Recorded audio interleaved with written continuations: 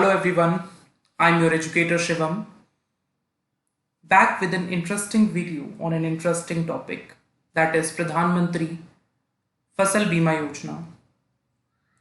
Before starting the class, there is a small announcement. Subscribe to Arpita Sharma's classes for daily news analysis, economics MCQ series, Indian polity classes, strategy related classes for UPSC, CSE, and much more. You can also join our Telegram channel, which is Simplifying UPSC, for daily notes and updates and regular notification. Also, Arpita ma'am is also taking live classes on Unacademy Plus. Use code SharmaYT10 to get 10% discount. So let's start our today's topic, that is Pradhan Mantri Fasal Bima Yojana. ये government की flagship scheme है agriculture insurance के लिए. It is a flagship scheme of the government for agricultural insurance in India in line with the One Nation One Scheme theme. मतलब government का जो focus था, मकसद जो था कि एक देश में, पूरे नेशन में इसी तरह की एक स्कीम चले इंश्योरेंस के लिए, एग्रीकल्चर इंश्योरेंस के लिए एक ही स्कीम हो और एक ही तरीके से वो इम्प्लीमेंट की जाए. इट वॉज लॉन्च्ड इन 2016 में इसको लॉन्च किया गया था by prime minister Narendra Modi ji, and it is being administered by Ministry of Agriculture and Farmer Welfare. It is a centrally sponsored scheme. Centrally sponsored scheme क्या होती है? जब हम लोग फंडिंग जो है स्टेट्स और सेंट्रल गवर्नमेंट शेयर करती है. सेंट्रल सेक्टर स्कीम वह होती है जिसमें 100% फंडिंग जो होती है वो सेंट्रल गवर्नमेंट की होती है. ठीक है, तो it is a centrally sponsored scheme है जिसमें फंडिंग जो है वो सेंट्रल और स्टेट शेयर करेंगे, and it replaces all existing insurance scheme, जैसे कि कुछ थी national agriculture insurance scheme, modified national agriculture insurance scheme, कुछ को छोड़ दिया, से restructured weather based crop insurance scheme थी and coco palm insurance scheme थी. इनको छोड़ दिया था, तो बाकी सारी इसके अंदर सबस्यूम कर दी गई थी और एक ही स्कीम बना दी गई थी. इसके ऑब्जेक्टिव्स क्या हैं? इसका फोरमोस्ट ऑब्जेक्टिव यही है, टू प्रोवाइड इंश्योरेंस कवरेज. हम लोग इंश्योरेंस क्यों कराते हैं? एक छोटा सा क्वेश्चन है, इंश्योरेंस किस लिए कराई जाती है? हम लोग, हमारे पास मान लीजिए कार है, तो हम क्यों इंश्योरेंस कराते हैं? ताकि कोई अनफोर्सीन घटना हो जाए, और कोई अनफोर्सीन इंसिडेंट हो जाए और वो बहुत ज़्यादा ह्यूज हो, उसमें बहुत ज़्यादा पैसा लगेगा, तो उसको हम लोग बियर कर पाएँ. इसलिए हम लोग क्या करते हैं, प्रीमियम देते हैं इंश्योरेंस कंपनी को, और जो भी वो खर्चा होता है, जैसे एक्सीडेंट हो गया है या कुछ भी हो गया है, तो वो उसको पे कर देते हैं. ठीक है, तो ये इसीलिए करी गई ताकि इंश्योरेंस इंश्योर्ड हो पाए, उनका जो क्रॉप है, उनका जो यील्ड है, उनको फाइनेंशियल सपोर्ट दिया जाए फार्मर्स को in the event of failure of any notified crop. जो भी क्रॉप्स उन्होंने नोटिफाई की है गवर्नमेंट ने स्कीम के अंदर, कोई भी क्रॉप के अंदर कोई भी क्रॉप फेल होती है, मतलब उसका नुकसान होता है किसी भी तरह से, तो सरकार उनको जो है फाइनेंशियल सपोर्ट दे पाए. ठीक है, एज अ रिजल्ट ऑफ जैसे नेचुरल कैलेमिटीज आ गई, पेस्ट की वजह से हो गया, फिर डिजीजेस की वजह से हो गया, तो इसका होता है to stabilise the income of farmers to ensure their continuance in farming. उनको इनकम मिले, उनको जो इनकम है एटलीस्ट उन्हें ये तो हो जाएगा, लॉस होने के बाद ये ना हो कि उनका सब कुछ ही लुट गया हो. ठीक है, उनको एक पर्टिकुलर अमाउंट मिल जाएगा जिससे वो आगे फार्मिंग कंटिन्यू कर पाएंगे. और हमारा मकसद भी है जैसे इंडियन गवर्नमेंट का, that is to double the farmers income by 2022 तक हमें जो इनकी इनकम डबल करनी है. इसका एक और ऑब्जेक्टिव है, to encourage farmers to adopt innovative and modern agricultural practices. देखिए, ये जो है it is the need of the hour. Innovative और मॉडर्न एग्रीकल्चर प्रैक्टिसेस को हमें अडॉप्ट करना चाहिए ताकि हमारी फूड सिक्योरिटी बढ़े. इस चीज़ के लिए फार्मर्स को भी इनकरेज कर रहे हैं. मान लीजिए आप कोई इनोवेटिव सोल्यूशन लेके भी आते हैं, तो अगर आपको कुछ नुकसान हो जाता है उसके अंदर बाय चांस, तो कम से कम आपको एक फाइनेंशियल सपोर्ट, आपको कुछ जो है इंश्योरेंस कंपनी जो इंश्योरेंस करवाएंगे उससे आपको पैसा मिल जाएगा. To ensure flow of credit to the agriculture sector. जब आपको पैसा मिल जाएगा तो एग्रीकल्चर सेक्टर में भी पैसा आएगा, तो आप लोग इन्वेस्ट करेंगे उसके अंदर और आपकी जो फार्मिंग कंटिन्यू चलती रहेगी. फार्मर्स कौन कौन से इसके अंदर कवर्ड हैं? सारे farmers including share croppers and tenants. Share croppers वो फार्मर्स होते हैं जो दूसरे की लैंड पर रेंट पे लेकर उस पर कल्टीवेशन करते हैं, और टीनेंट्स जो है जो नोटिफाइड क्रॉप्स उगा रहे हैं नोटिफाइड एरिया में ड्यूरिंग द सीजन, जैसे रबी सीजन या फिर खरीफ सीजन में, जो और जिनका इंटरेस्ट भी है कि इंश्योरेंस कराना चाहते हैं, those are eligible to be covered under the scheme. अब इसके अंदर कौन कौन से रिस्क कवर्ड है? एक तो यील्ड लॉसेस हैं, जैसे कॉम्प्रिहेंसिव रिस्क इंश्योरेंस प्रोवाइड की जाती है to cover the yield insurance, जो कि नॉन प्रिवेंटेबल रिस्क है, such as natural fire and lightning, आग लग गई है, स्टॉर्म्स आ गए, हेल स्टॉर्म आ गए, cyclone, typhoon, tempest, hurricane, tornado, flood आ गया, इनंडेशन आ गया, लैंडस्लाइड्स हो गए, ड्रॉट हो गया, ड्राई स्पेल्स हो गए, पेस्ट या डिजीज की वजह से कुछ भी तरह का आपका यील्ड लॉस है वो इसके अंदर कवर्ड है। प्रिवेंटेड सोइंग, इसमें क्या है, this is a interesting thing. अगर मान लीजिए कोई चीज़ है, आपने सोचा है कि मैं ये जो नोटिफाइड क्रॉप है एक नोटिफाइड एरिया में उगाने की सोच रहा हूँ और मैंने उसके लिए पैसा भी खर्च कर दिया है, लेकिन वेदर सर्कमस्टांसेस ऐसी हुई हैं कि I am not able to grow और सो द क्रॉप्स देयर, जो है मैं वहां पर नहीं उगा पाया, तो उस केस में क्या होगा, आप मैक्सिमम 25% उसके अंदर क्लेम कर सकते हैं। पोस्ट हार्वेस्ट लॉस है लाइक अनसीजनल रेन्स आ गई, साइक्लोनिक हाइलस्टॉर्म्स आ गए, ठीक है, तो वो भी कवर्ड है इसके अंदर। लोकलाइज्ड कैलेमिटीज हैं लाइक लैंडस्लाइड हो गया, वहां पर लोकली हेल स्टॉर्म आ गए, लोकल हेल स्टॉर्म, तो वो भी कवर्ड है इसके अंदर। कौन कौन सी चीजें इसके अंदर नहीं कवर्ड है, एक तो वार और किंड्रेड पेरिल्स, आपके वॉर के टाइम पे अगर आपको कुछ हो जाता है, न्यूक्लियर बॉम्ब वगैरह, न्यूक्लियर का जो रिस्क है उस चीज से हो जाता है, या फिर आपके कुछ दंगे हो जाते हैं, कोई आपका चुरा ले जाता है, या फिर किसी ने आपसे जानबूझकर दुश्मनी में वो चीज़ करी है, जो आपके कैटल्स हैं कोई आ गया और वो ग्रेज करके चला गया, डोमेस्टिक और वाइल्ड एनिमल्स ने उसको डिस्ट्रॉय कर दिया। In case of post harvest loss, the harvested crop bundled and heaped at a place before threshing, किसी ऐसी जगह पे रख दिया गया है, ठीक है, और जो जो प्रिवेंटेबल थी, ठीक है, अगर आप कोई भी ऐसा रिस्क, कोई भी ऐसा लॉस करते हैं जो कि प्रिवेंट किया जा सकता था, तो उस चीज में आपको कोई इंश्योरेंस अमाउंट नहीं मिलेगा, आपको कोई फाइनेंशियल सपोर्ट नहीं मिलेगा।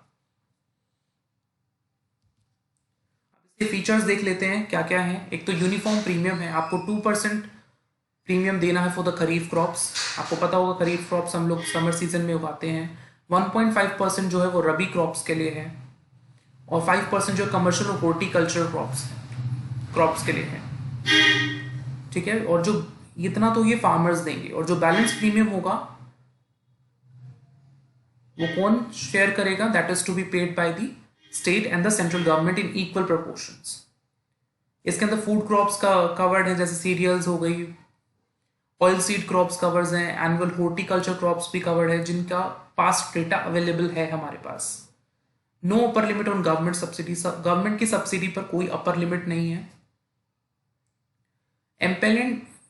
इम्पेनल्ड इंश्योरेंस कंपनी जो है, empanelled insurance company both public and private दोनों आ सकते हैं, ऐसा नहीं कि खाली सिर्फ पब्लिक कंपनीज ही इसके अंदर पार्टिसिपेट कर सकती हैं, both public and private. Private का मैं एग्जांपल दे तो ICICI Lombard is one of the agencies. Selection कौन करेगा, it is to be done by the respective state government, को बिडिंग के थ्रू करना पड़ता है। स्टेट्स को ये भी अलाउड है, states are allowed to set up their own insurance company, वो अपनी इंश्योरेंस कंपनी भी सेटअप कर सकती हैं इसके लिए, इस योजना के तहत। ग्राम सभा जो है कंट्री के अंदर, जैसे आपको पता होगा बहुत सारे जो फार्मर्स उन्हें पता ही नहीं होता स्कीम के बारे में। अगर मैं आपको एक डेटा बताऊं तो सिर्फ 45% फार्मर्स ऐसे हैं जिन्होंने क्लेम किया है इसके अंदर, तो वो लोगों को पता ही नहीं है, सारे फार्मर्स कवर्ड नहीं है, लोगों को पता नहीं, उनको जानकारी नहीं है स्कीम के बारे में।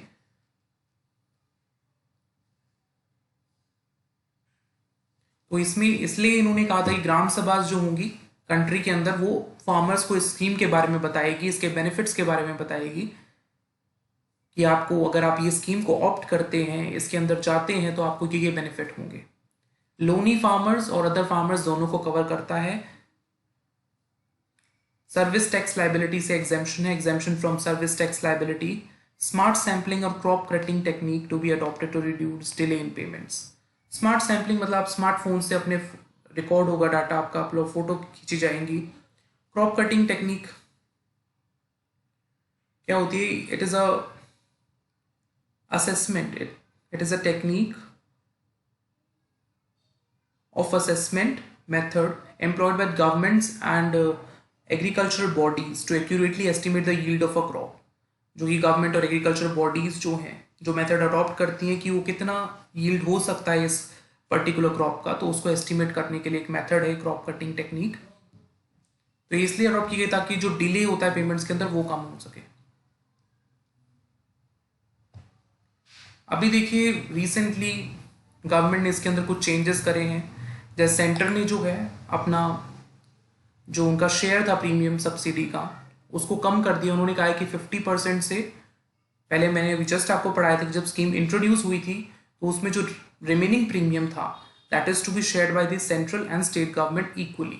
लेकिन अब रिसेंटली गवर्नमेंट ने जो है उसको 50% से 25% कर दिया है इरीगेटेड एरियाज में और 30% कर दिया गया है अनइरीगेटेड एरियाज में from the kharif season of 2020। मतलब जो अभी आया था, अभी ये आई थिंक फरवरी में ये न्यूज़ आई थी, फरवरी में गवर्नमेंट ने डिसाइड किया था। तो अब जो एक खरीफ सीजन चल रहा है यहाँ से इन्होंने ये अपनी इनका जो शेयर ऑफ सब्सिडी है कितना भी शेयर होगा, मान लीजिए अगर गवर्नमेंट को 100 रुपये देने हैं टोटल उनका पार्ट, तो उसमें से सिर्फ central government is going to pay only 25% for the irrigated areas के लिए जहाँ पर पानी अवेलेबल है, जहाँ पर इरीगेशन की फैसिलिटीज अवेलेबल हैं। और इरीगेटेड एरिया क्या माना गया, डिस्ट्रिक्ट्स हैविंग 50% और more irrigated area will be considered as irrigated area और डिस्ट्रिक्ट। जिस भी डिस्ट्रिक्ट में 50% या उससे ज़्यादा इरीगेटेड एरिया होगा उसे कंसीडर किया जाएगा एज इरीगेटेड एरिया और district. Central share in premium subsidy has been increased to 90% उसको, और जो नॉर्थ ईस्टर्न स्टेट्स थी उनके लिए पहले 50-50 था उनके लिए भी, लेकिन उनके लिए जो है सेंटर ने अपना शेयर 90% बढ़ा दिया है। ठीक है। Allocation of business to insurance companies to be done for 3 years। इसके अंदर क्या है, पहले क्या होता था, currently the tenders floated by states are for 1, 2 और 3 years पीरियड्स के लिए होता है। अभी जो है एलोकेशन जो है इंश्योरेंस कंपनी को 3 साल के लिए उन्हें एम्पैनल किया जाएगा। बिडिंग के थ्रू स्टेट्स सिलेक्ट करती है इंश्योरेंस कंपनी को। अभी करंटली क्या किया जाता है, उनको 1 साल के लिए, 2 साल के लिए, 3 साल के लिए, लेकिन अभी कहा गया है कि आपको उनको 3 साल के लिए एम्पैनलमेंट करना है बिजनेस के लिए। एनरोलमेंट जो है ये वॉलंटरी कर दिया गया सारे फार्मर्स के लिए। पहले क्या था, जो लोनी फार्मर्स जिन्होंने किसान क्रेडिट कार्ड स्कीम के थ्रू या फिर इंस्टीट्यूशनल क्रेडिट ले रखा था उनके लिए कंपलसरी था, लेकिन अभी रिसेंटली उसको चेंज कर दिया गया और सारे फार्मर्स के लिए वॉलंटरी कर दिया गया। इसमें स्टेट्स को भी फ्लेक्सिबिलिटी है कि वो इस स्कीम को किसी रिस्क के साथ और एडिशनल रिस्क भी ऐड कर सकती हैं इसके अंदर। Recently Maharashtra became the first state to integrate its land records with the web portal of the PMFBI। Maharashtra जो है पहली स्टेट बन गई जिसने अपने लैंड रिकॉर्ड्स को है वो इंटीग्रेट कर दिया है प्रधानमंत्री फसल बीमा योजना पोर्टल से। तो इससे क्या होगा, online access of land details to farmers, उनको फार्मर्स को लैंड डिटेल्स के बारे में पता चलेगा। It will solve the issue of over insurance and prevent insurance of ineligible people. जो ओवर इंश्योरेंस हो जाती है जिनको जरूरत नहीं होती थी उनको उससे भी प्रिवेंट करेगा। देखिए अब कुछ चैलेंजेस भी हैं स्कीम के अंदर, जैसे कुछ स्टेट्स है नॉर्थ ईस्ट है। अगर आप लोग किसी भी आदमी से पूछो नॉर्थ ईस्ट, वैसे it's they are very beautiful states, लेकिन वहाँ पर कुछ डिफिकल्टी होती है, हिली एरियाज होते हैं। तो इसी तरह से states in north east as well as the union territory of Daman and Diu face challenges such as lack of interest by insurance companies and lack of state budgetary resources to pay their share of premium। जैसे होती हैं उसके अंदर क्या करते हैं, insurance company वहाँ पर नहीं जाना चाहती हैं, वो वहाँ पर जाके सेटअप नहीं करना चाहती है, वहाँ पर वो लोग इंश्योरेंस सर्विस नहीं देना चाहती हैं। स्टेट के पास भी बजटरी सपोर्ट नहीं है, बजट भी इतना नहीं है कि वो प्रीमियम पे कर सके अपना शेयर। तो इसीलिए जो है रिसेंटली उन्होंने चेंज कर दिया है, नॉर्थ ईस्ट स्टेट के लिए 90:10 का शेयर है। 90% of the premium is to be paid by the central government and 10% is to be paid by the respective north east state government. Lack of coverage of crops, मैंने आपको बताया इसमें notified crops है, government ने notify कर रखे हैं, इस क्रॉप्स के लिए आपको मिलेगा, सारी क्रॉप्स इसके अंदर कवर्ड नहीं है। कुछ स्टेट्स हैं बिहार और वेस्ट बंगाल, इन्होंने स्कीम से विड्रॉ कर लिया था कि ताकि वो अपनी स्टेट लेवल की स्कीम सेटअप कर पाए। मैंने आपको स्टार्टिंग में बताया था it is a flagship scheme with the theme of one nation one scheme के ऊपर, लेकिन कुछ स्टेट्स हैं उन्होंने इससे विड्रॉ कर लिया है ताकि वो अपनी बना सके। पंजाब ने पार्टिसिपेट ही नहीं किया था स्कीम में। Union territories of Delhi and Chandigarh में इतना स्पेस नहीं है, कल्टिवेबल एरिया ही नहीं है, ये अर्बन स्पेसेस हैं।